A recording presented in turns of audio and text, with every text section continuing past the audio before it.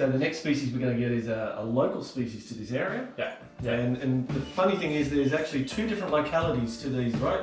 So let's fish one of them out. I don't know which one. It's a lucky dip, right? Oh, we're going to go this one, yeah.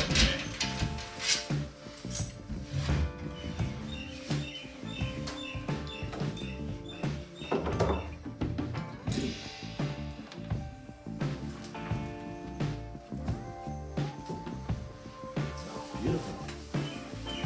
Really like the very pale markings around the face, and again, this snake looks like it's in the early stage of going through a shed. Yeah, which sort of mimics or hides the real beautiful colours. You can actually see there's some really nice sort of rich colours under there. Yeah, definitely when she's out of shed, she's a beautiful snake for sure. So is this the average size to this sort of locality animal, or are they much bigger than this? They get a little bit bigger than this, but not overly too much bigger. They usually stay around this size, all the ones that I've seen. But yeah, beautiful snake. So how do these guys reproduce? So these guys are live bearers again. So these guys are just like your tiger snakes. And I find the mode of locomotion here very interesting. It's actually rolling its body. It's not sort of just swiveling from side to side. It's actually contorting its whole body like way on the sides here. That's pretty amazing. I like that. Now, one of the not so cool facts about keeping copperheads and tiger snakes, and I can tell you this from experience, is the fact that they're able to somehow deposit their fecal matter right up under the back lip of the cages. Yeah.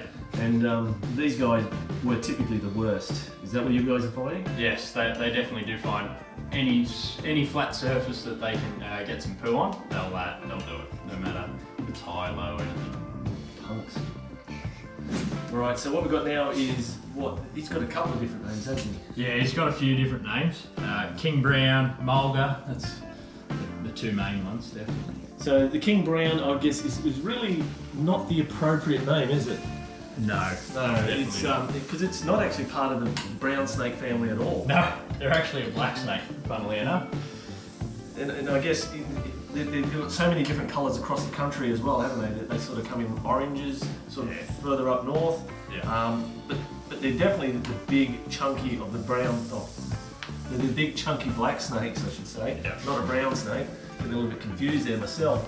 But everyone calls them the King Browns must be the most venomous snake in Australia because it's the king of the browns, like a king cobra. Yeah. But it's not the case at all. Like you said, it's a black snake. It's part of the black snake family. Now, one of the cool things about the black snakes, I guess, is that these guys lay eggs. Yeah. Which is really fascinating because where I come from on the coast, we have a lot of red-bellied blacks. Now, red-bellied blacks may actually have live young. So it's weird to think that one particular part of the black snake family is having live young and all the others are egg layers. Yeah. Which is a real weird evolutionary sort of weird thing, I guess. Because you get blue bellies and you get red bellies sort of almost cross-lap in some areas, and yet you've got an egg layer versus a live bearer. Now, these guys aren't fussy when it comes to food, are they? These guys will eat just about everything. And I believe some of the Northern Territory guys, and this guy's particularly from Alice. So I think the Karanara or the top end mulgars are the biggest of all. And I've seen some of those guys, come in like a python. They're almost like 3 meters and they've got some decent diameter on them and a whopping head. Yeah. Now, as you can see, this guy's a little bit more jittery with that head movement. So therefore you want to sort of keep a little bit more still.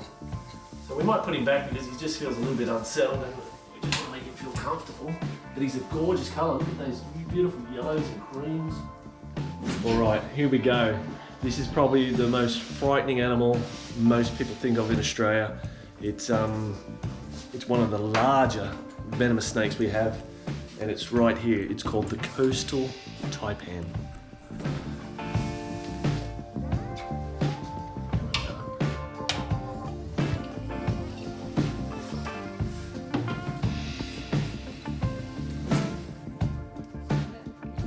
There we go.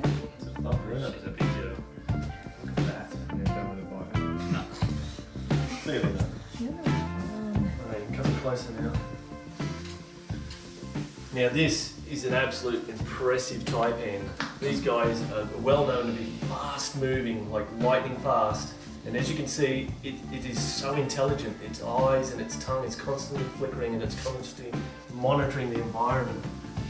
And yeah, this thing is a thinking animal. Definitely a thinking animal. And unfortunately, just like the black mambas, they have a head shape very similar to a coffin, which could be an indication of something that's going to happen if you do something wrong or don't pay attention. Now, you work with these guys. Yep. So what's it like working with them? Is it predictable? Can it be unpredictable? Can definitely be very unpredictable. She's a beautiful girl. She's quite calm when it comes to taipans for sure. He's a bit of a different story. He can be very moody, depending on what kind of day it is for him. But yeah, they can definitely be very, very quick, very agile, and extremely dangerous for sure. It's saying that she's a relatively placid snake to work with. We're not going to be picking her up and putting her around the neck, right? No, Like definitely. photos? There's definitely needs to be, when it comes to all venomous stuff, especially taipans, there needs to be that healthy respect there, and if you don't respect them, they'll come and bite you, and yeah, you won't be having a good day when that happens. And I guess unlike working with pythons, that when you do get a bite, the bite is going to be a lot more detrimental to your health. You're definitely going to regret that decision very quickly. So therefore, you must always treat them as though they're, I guess, an unpredictable, unresponsible individual, because something goes wrong, it's going to go wrong lightning fast. Definitely, definitely. At the end of the day, these snakes are one of the deadliest snakes in the world, and when, yeah, you don't want to be there on a bad day with one of these girls, because it won't be a good day for you. No, definitely not. Now, one of the cool things that we were talking about earlier is how these guys reproduce. Now, we know that they're an egg-laying species and they lay a decent sort of size clutch as well. So how many sort of did we say that was in a clutch? So we've had a couple. We've had about 30 in a clutch with these, but with this girl, she actually had a double clutch. See, that's the fascinating part. We don't think of that with Australian leopards or even Australian pythons or any of our snakes, really. We sort of usually associate that with some of the overseas snakes. Some of the colubrid species can double clutch or even triple clutch in the season, but to have an Australian venomous snake that double clutches, and I mean a dangerously highly venomous snake double clutching. Yeah. I tell you what, you're going to regret having these in your backyard real quick. Yeah, well, we had 54 of these guys. It was an interesting little bit there, the 54 little ones. 54 little firecrackers. Yes, yeah, unpredictable firecrackers. I hope you guys enjoyed today's show with Jacob, giving me some experience and an advice with working with venomous snakes. I hope you guys learned something today. I know I have. Make sure you hit me up on Facebook, Twitter and Instagram. Until next time, guys, thanks so much for watching Criticam.